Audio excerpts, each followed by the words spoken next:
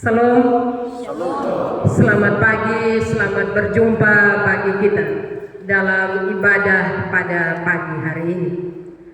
Bapak, Mama, saudara-saudari yang saya kasihi dalam Tuhan kita Yesus Kristus, tema yang diberikan Majelis Sinode Gereja Masehi Injili di Timor untuk menuntun arah renungan kita adalah saat iman harus menjadi tindakan. Saat keyakinan atau kepercayaan menjadi perilaku, atau saat sesuatu yang ada dalam hati dan pikiran kita diwujudkan dalam bentuk nyata yang bisa dilihat oleh orang lain. Tidak saja kita beriman, tetapi iman itu harus ada bukti. Buktinya adalah dalam perjalanan hidup kita, keseharian kita. Apakah perilaku kita menunjukkan bahwa kita adalah orang-orang beriman? Bapak, Mama, tema ini mau mengantar kita pada suatu refleksi hidup, bahwa apakah iman kita telah menyebabkan kita percaya bahwa Allah itu ada. Allah berkuasa, Allah mengasihi manusia dan setia pada janji-janjinya. Apakah iman kita sudah membuat kita percaya bahwa Yesus Kristus adalah Tuhan dan Juru Selamat? Apakah iman yang kita punya sudah meyakinkan kita dan kita sudah menyerahkan hidup kita sepenuhnya kepada rencana Allah? Bapak, Mama, kalau 3 pertanyaan tadi, refleksi ini Bapak, Mama dijawab dengan ya, maka iman kita sudah teguh. Tapi apakah iman seperti itu bisa menyelamatkan kita? Apakah iman seperti itu membaharui kehidupan kita di hadapan Allah? Berbicara tentang iman, tidak bisa kita pisahkan dari perbuatan kita. Karena itu Bapak, Mama, saudara-saudari yang saya kasihi dalam Tuhan, hari ini kita belajar hakikat iman Kristen dari surat Rasul Yakobus kepada anak-anak cucu dan 12 suku Israel tentang parameter iman Kristen yang benar,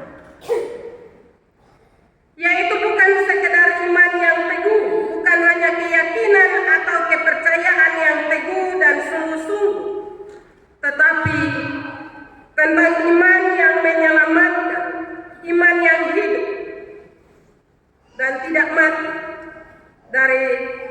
dan tentang iman yang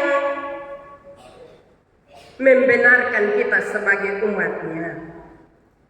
Bapak, Mama, saudara-saudara yang saya kasihi dalam Tuhan kita Yesus Kristus, yang dimaksudkan oleh Rasul Yakobus adalah agar orang Kristen jangan hanya memiliki iman yang teguh, tetapi lebih dari itu.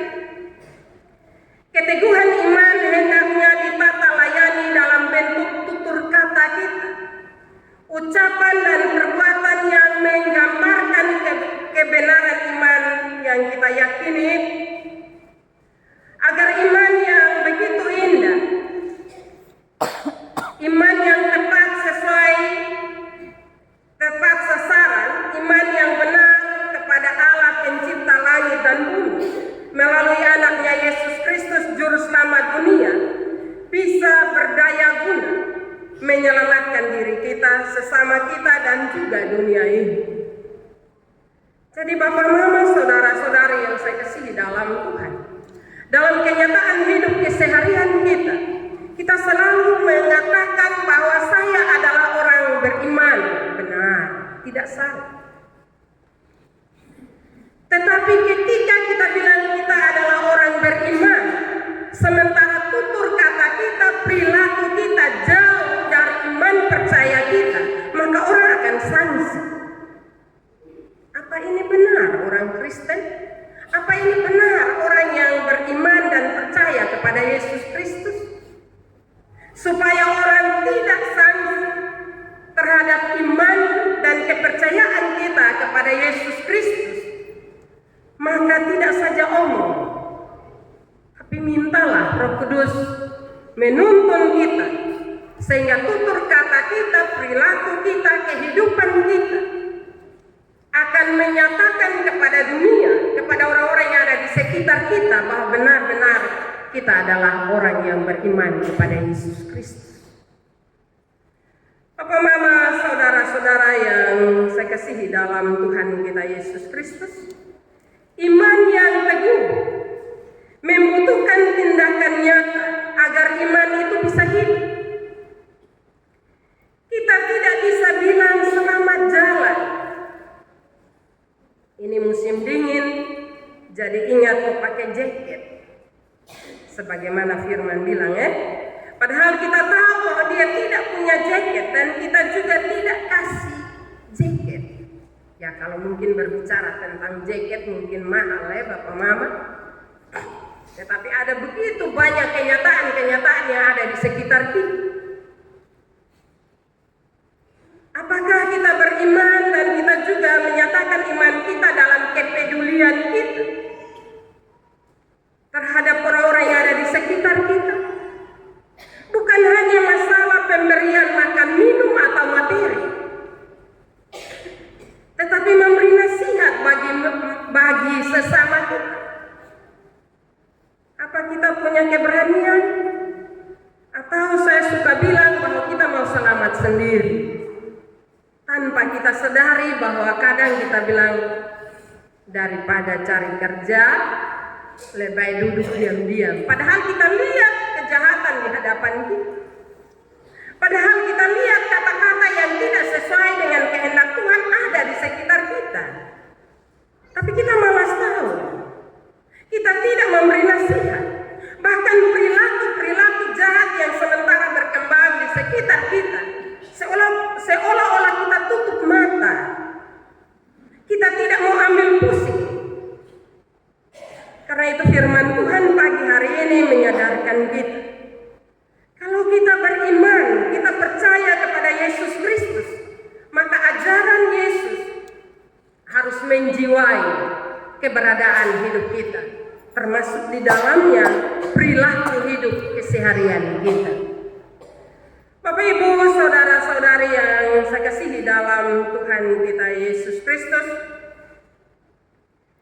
dalam kebenaran firman Tuhan pada pagi hari ini mau memberi nasihat kepada kita. Kalau kita semua menyatakan bahwa kita adalah orang-orang beriman, maka cinta kasih dalam kehidupan kita itu harus diwujudkan. Mulailah dari dalam rumah kita. Kalau suami beriman, istri beriman, anak-anak beriman, maka apa yang kita lakukan dalam kehidupan keseharian kita sekali lagi harus mencerminkan iman percaya kita kepada Yesus Kristus. Bapak, Mama, saudara-saudari yang saya kasihi dalam Tuhan kita Yesus Kristus, keyakinan dan kepercayaan kita rajin gereja, rajin bersekutu dalam ibadah-ibadah, tapi sikap hidup kita, tutur kata kita, pesan-pesan dalam kita bermedia sosial belum mencerminkan kasih Allah, maka iman kita belum bisa memberi hidup.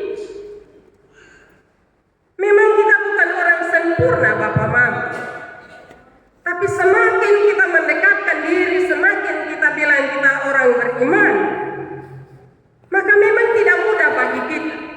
Karena ini butuh perjuangan agar kita bisa memberi makna bagi iman percaya kita kepada Yesus Kristus. Tidak kita santai-santai saja dan sudah kita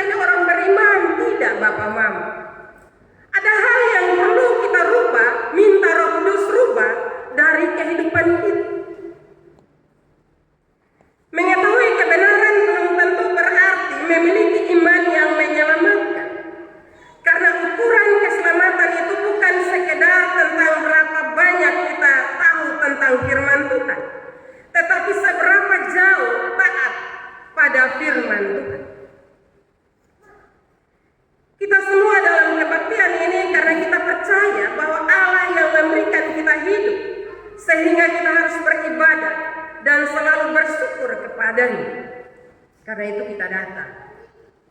Tetapi setelah kita datang Bapak Mama, kita kembali, kita ditantang.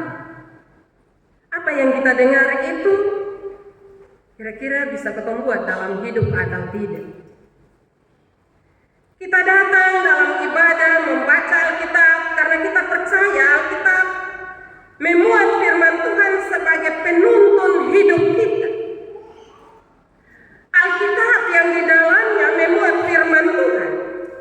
Karena itu harus dibaca.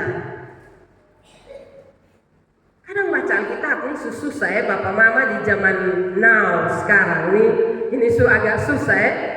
Alkitab itu kita hanya baca ketika kita ada di gereja atau di ibadat rumah tangga, ibadat pemuda, ibadat para, perempuan dan juga kaum bapa.